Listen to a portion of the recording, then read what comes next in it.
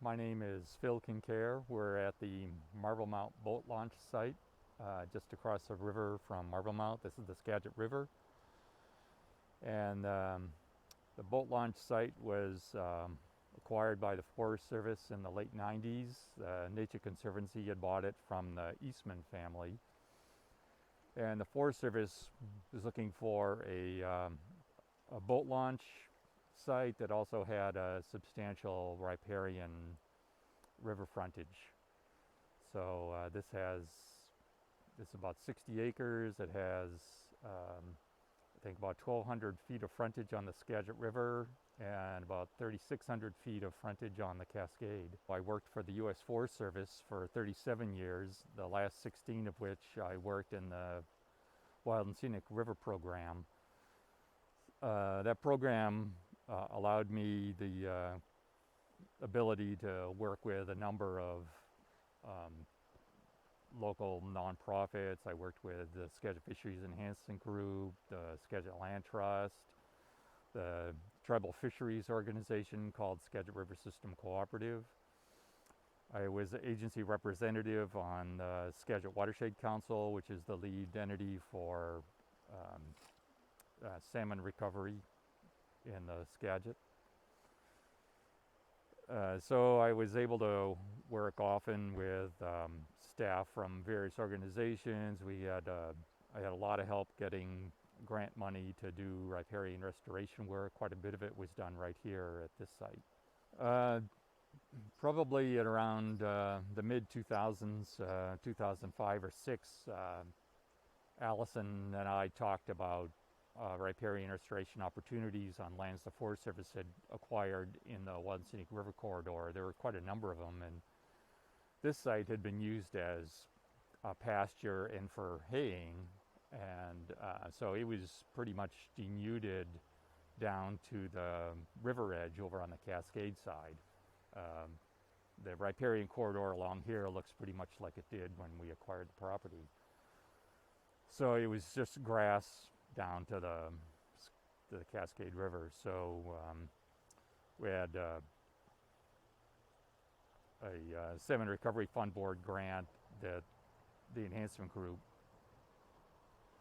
was able to get, and they funded riparian restoration here. So that was tree planting and site preparation.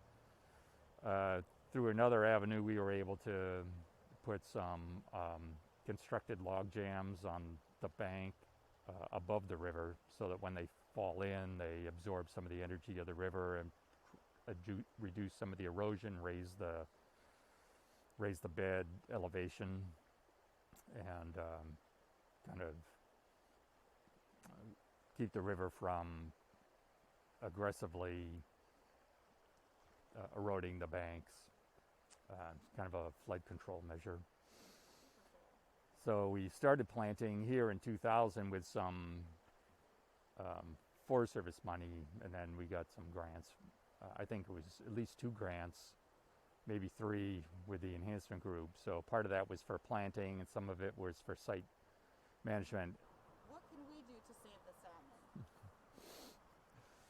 Well, I think continuing to pay attention to habitat degradation, try to help create opportunities for improving habitat, I think will help quite a bit.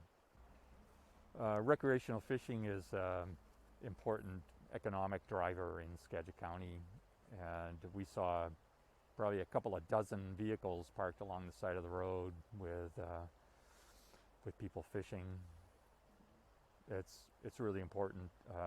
The sockeye run on Baker Lake is in August is a huge driver economically.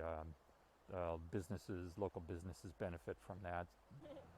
On the same site in November during the chum run, you'll see the carcasses laid out. Spawned out carcasses will wash up on the shore here. Of course, in November the water might be higher, so maybe we won't see it. But right. I care a great deal about salmon, primarily because they're the loss of habitat and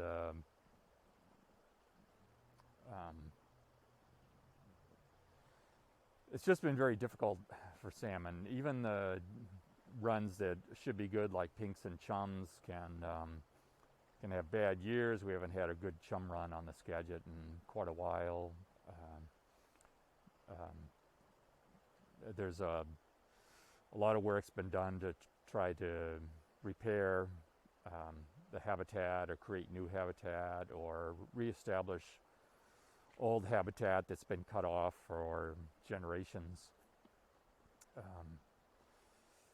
It's all connected.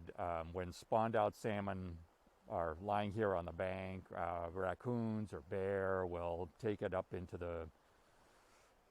off the shoreline and up into the forest.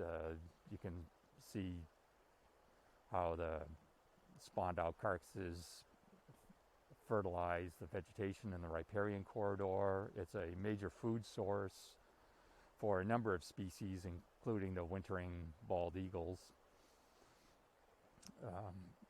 It's quite vital to the survival of the resident Puget Sound orcas. Chinook is their preferred food. So it's all part of the circle of life that's all interconnected.